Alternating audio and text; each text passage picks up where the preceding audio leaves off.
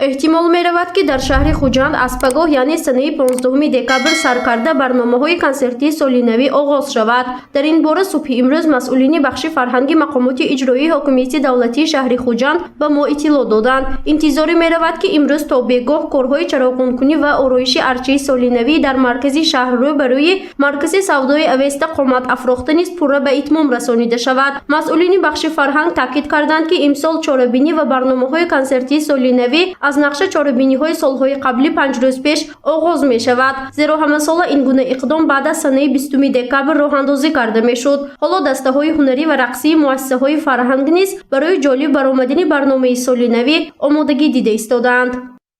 در نقشه قبلی از سنه 20 آغاز برنامه کنسرتی سولینوی باشد اگر لیکن باز حاضر کاربری رفته ایستاده است. به فکرم خودی از سنه 15 علاقه برنامه کنسرتی یعنی که 5 روز پیش از نقشه قبلی آغاز می‌گردد که این هم به منفعت کار است. حالا بسیار دسته‌های هنری، مؤسسه‌های فرهنگی، مؤسسه‌های ایجادی و هنری البته سالینو یک تحفه‌های سالینو قدی آمادگی دیده ایستادند و هر یک آنها امکان دارند که با برنامه‌های رنگین سالینوی خودشان با برنامه‌های کنسرتی و فرهنگی در مرکزی شهر خوجند در انمان ارچی مرکزی سالینوی برآمد نموده بار دیگر مردم را ساکنان شهر باستانی خوجند را مهمانان دور نزدیک را با این جشن فرخنده با این جشن خاطرمان تبریک کنند مبارکباد کنند و به همین وسیله با برگزاری برنامه‌شان به همه شهروندان تمناهای نیک خود را در سال نوی آمده ایستاده 2022 ifade کرده باشند. روی صحنه گذاشتن برنامه‌های سولینوی امسال پورا با طرز و اصول نو صورت می‌گیرد. زیرا بار اول در اطراف ارچه ایدانه شهرکی سولینوی بنیاد کرده شد. این اقدام با مقصد روح‌بلندی ساکنان و در سطح بلند پیشواز گرفتن سولینوی 2022 روی دست گرفته شده است. در آرایش ارچه سولینوی امسال نیز یکچند تغییرات‌ها وارد کرده شده است.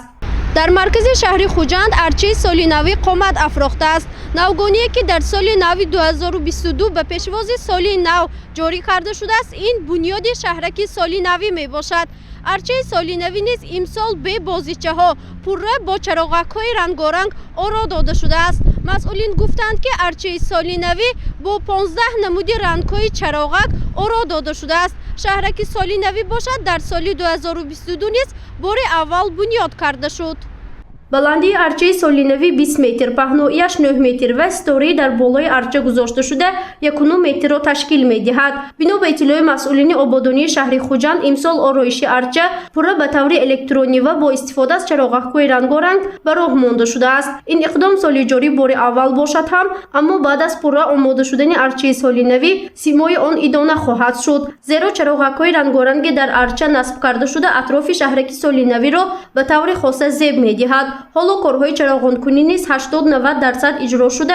این موضوع تا بگاه پورا برای برگزاری برنامه‌های کنسرتی سولینوی آماده کرده می شود. از شهرکی سولینوی یگان سال شده نبود. ما همین سال تشکیل کرده این شهرکی سولینوی رو گذراندیم ساختیم و از کرده به شهر گذراندیم. یعنی با هر گونه این راه هست گلوبوس ها هست و هم با چراغچه ها آرایش داده شده است. این به نزدیکی در میگرونم ایسپورا. برنامه‌های کنسرتی سولینوی همه روزه از ساعت 15 تا 18 بگاه گذرانیده می شود. در دایره برگزاری آن به جز از برآمد دانشجویان دانشگاه‌های عالی همچنین هنرنمایی کارمندان تئاتر مسلک موسیقی به نام کمال خوجندی، تئاتر تماشابینی نورس، مؤسسه دولتی کاخ رودکی، کاخ سعودیان، انسامبل ششمقام خانان و یکچند گروه‌های رقصی در نظر است. از جمله مقامات اجرایی دولتی شهر خوجند بخصوص یعنی که رئیس شهر خوجند محترم فیضل شریف زاده میخواه یک دستور دادند که تجلیل سال نو با یک دیگرگونی ها با یک چیزهای خوب با یک عنعنهای خوب که همون موضوع مرکزی که اساساً تمام چاره‌بینی های سالینوی در شهر برگزار میگردد به طور در حقیقت ایدانه оро дода шавад, то ки мо медонем ки зимистон албатта моҳи декабр сард аст, вале мардум ба ин нигоҳ накарда аз дидани ҳамин шаҳраки солинавӣ, яъне ки ҳамин сардиро низ ҳис накунанд, яъне ки онҳо як хотироти хуб бардошта бошанд. бино ба иттилои масъулини бахши фарҳанги мақомоти иҷроии ҳокимияти давлатии шаҳри Хуҷанд ҷамъбасти барномаҳои консертии Солинавӣ санаи 31 декабр соати 17 бегоҳ оғоз шуда то соати 22 идома мекунад. бо ҳамин сокинони шаҳр соли 2021ро ҷамъбаст карда солинави 2022ро пешвоз мегиранд. гузориши Фарзона Шамсиева, Насимҷон Раҳимов барои барномаи тиловатии хабар.